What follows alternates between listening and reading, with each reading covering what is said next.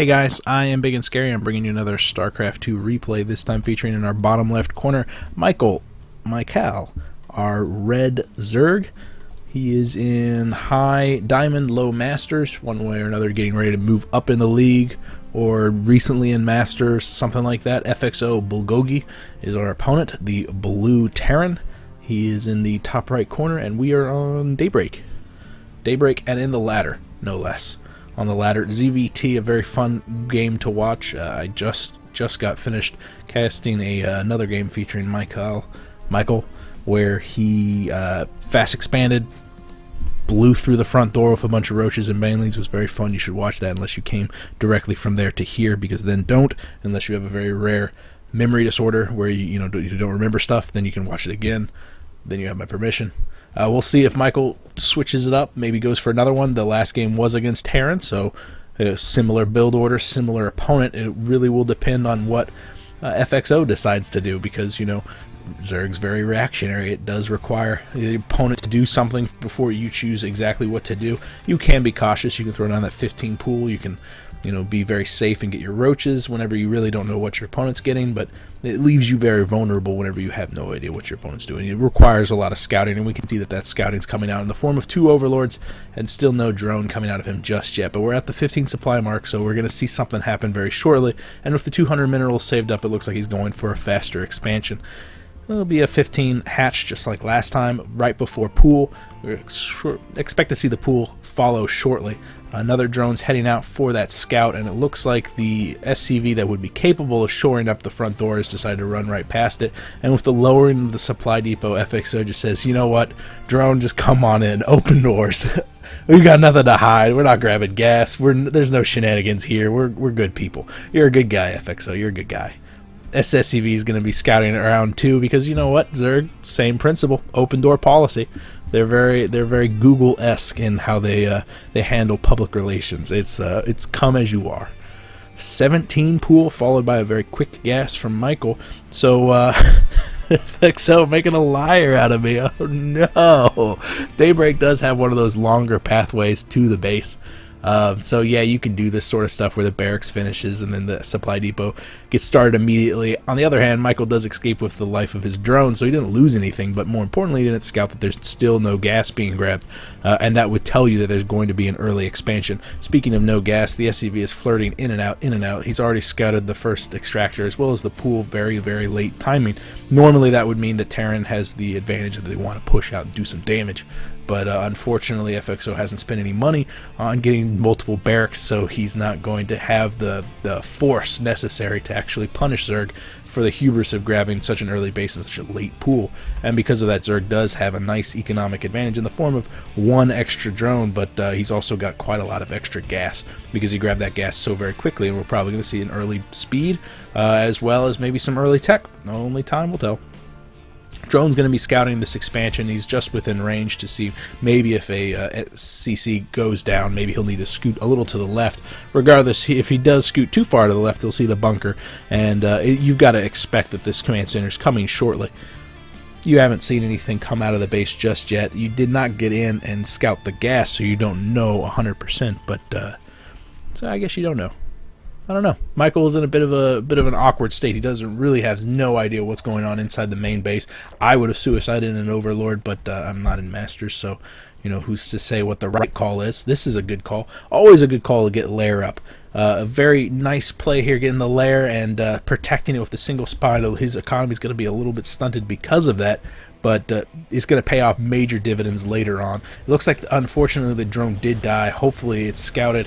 No, I can almost pretty much assure you that it did not scout that CC was going down, because those Marines probably cleared behind the mineral line before they actually went in. Also, this Marine is scouting along a patrol path to see if there is going to be a suicide overlorded, just to scout that 3rd CC is going up. The positioning of this with the rally point tells me that it's not so much going to be used to take a 3rd, because that would be suicide from FXO, but it's going to be a macro CCC, just mass producing those mules, maybe a little bit of energy for their scan, 1 or 2 more SCVs, just upping that production. Also a factory going down right on top.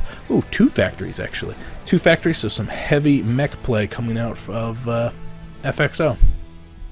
Scouting that 3rd, Mykal wants to make sure that there's not heavy economy, doesn't want to fall too far behind. He does seem to favor this two-base play, which could play out really effective for him. I mean, he's definitely got the economy down pat. He's still only mining off of one gas. He does have two geysers completed, but only one being tapped, and here's why. I mean, he's got a Spire on the way, his gas heavy units.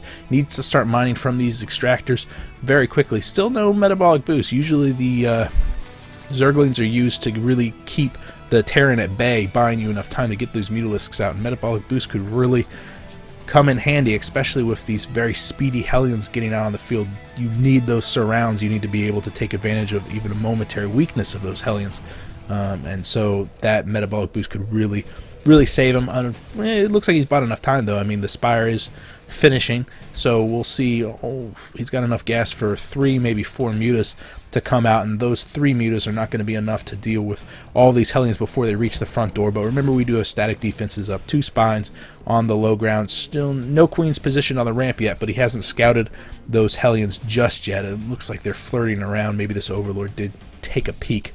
We don't know.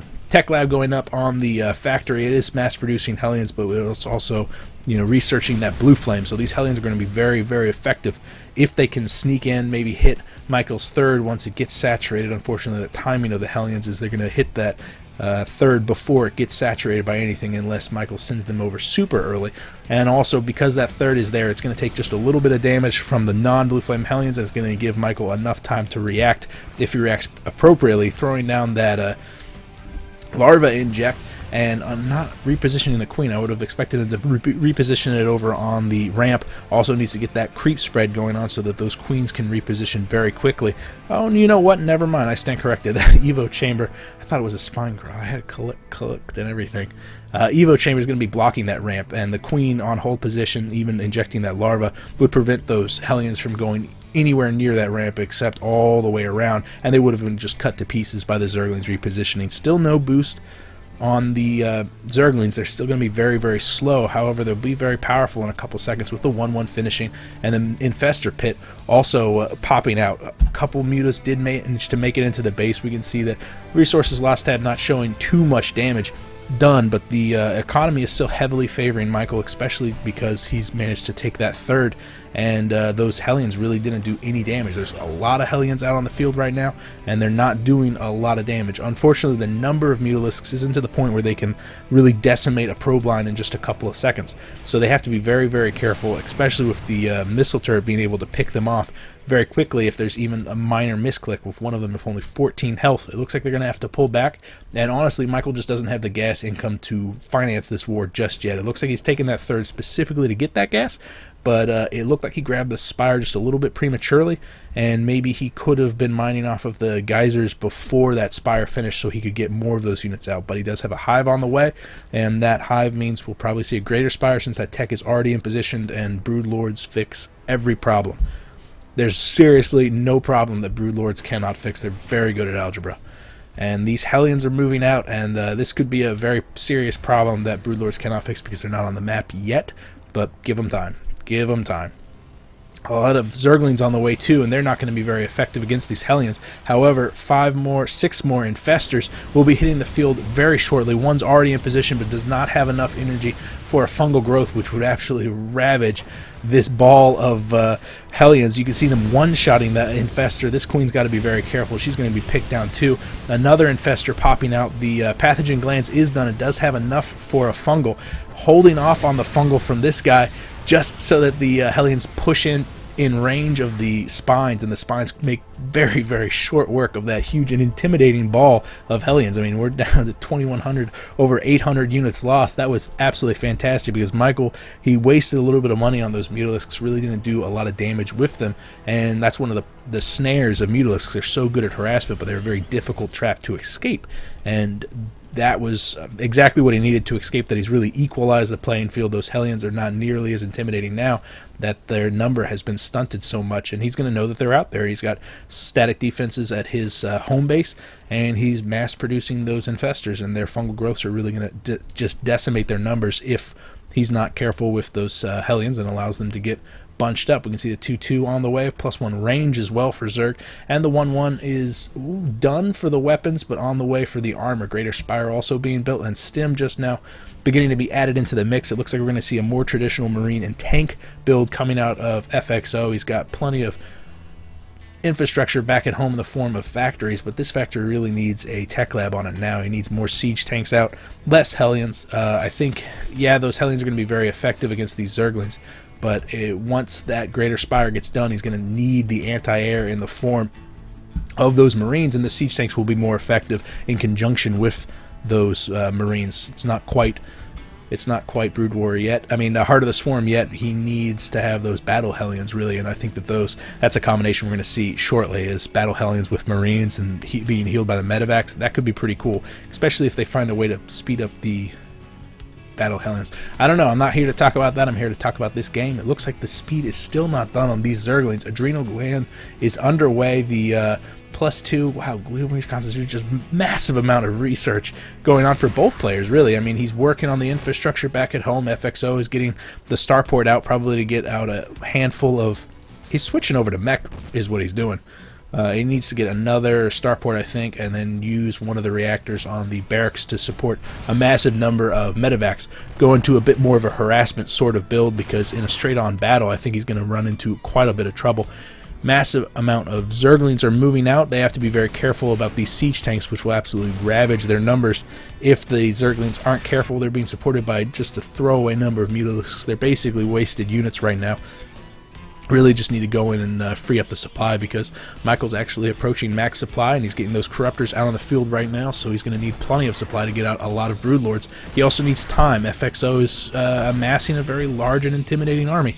And the more time that goes on, if FXO decides to move out before those Broodlords are ready, Mykal could be in a serious amount of trouble. He could actually face one or two of his bases going down. A lot of Zerglings pushing in with their 2/2 completely done. However, FXO is repositioning his entire army, and the Hellions and Marines are going to make short work of this just pure unsupported Zergling army. This is probably more to free up supply than anything else.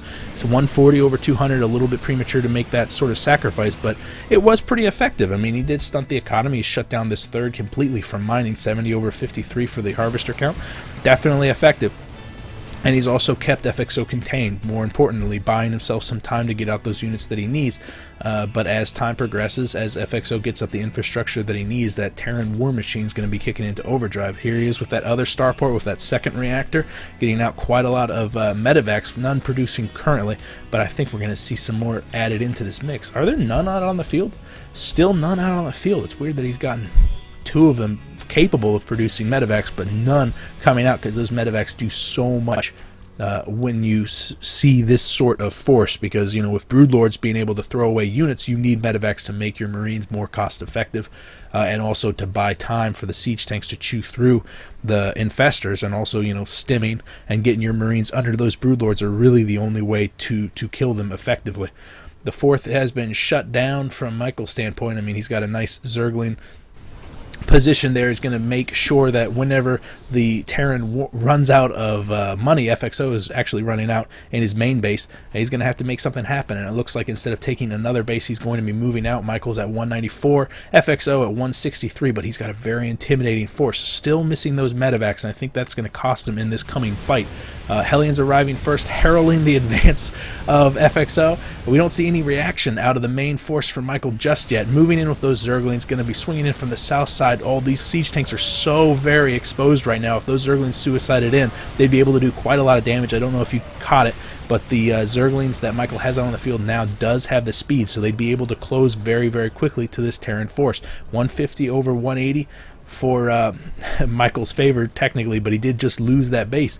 It wasn't a fully mining base, and his main is not completely mined out, so economically speaking, it wasn't the biggest loss. What was more important is the fact that he's lost the harvester edge, 68 over 53, still heavily in his favor, but not as heavily as it was. Here comes the reinforcements. 4 medevacs showing up just in time to repair the freshly stemmed Marines. It looks like Mykal is repositioning to the north side of the 4th base and is preparing to sweep down. Will the speed of the Zerglings outpace the Broodlords and leave their artillery behind? Or will FXO push into the natural and do massive amounts of damage before the force can even engage, forcing the Zerglings to engage before the Broodlords? It looks like this base is going to get sacked, and this is another heavy economic loss for Mykal. He's going down to only 2 mining bases now, and his main is almost completely mined out. Here comes Mykal, positioning his Broodlords up on the high ground, some of them shielded from the range vision. Some massive fungal growths. We can see this force just absolutely melt away. Fantastic play. Holy crap, those fungals were absolutely incredible. And yeah, he lost an entire base. He's actually losing even more to a drop in his main right now, but the amount that he's lost is secondary to the amount that FXO just lost, because right now Mykal can clean up this drop, push into the main base, and that's exactly what he's doing, only sending up the Broodlords to take out that drop, and the rest, the far more mobile force of Zergling Infestor, is going to ravage this fourth. I keep using that word. I really need to stop using the same word. He's going to decimate. Yeah, decimate's far better. Decimate this base. This orbital command's definitely going to go down unless he can lift it off, even throwing in a couple of roaches in the field. But 193 over 87, FXO just really got the hammer thrown down on him and is having a very difficult time readjusting.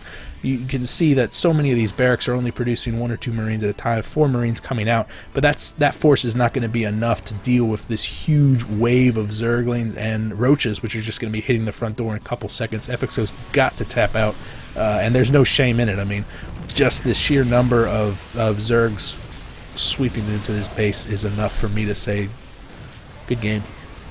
It's a very good game. Fantastic play here, allowing that sack to go out, allowing the Terran to sweep back and push into the Broodlords, basically, and then position the Broodlords on the high ground to prevent them from taking added damage. The medevacs were there to scout that high ground, but the medevacs are naturally behind the Marine Collective, which makes it difficult for them to scout that high ground. You know, you have to force them into the engagement, and sometimes they get picked off by the Corruptors, which are right there.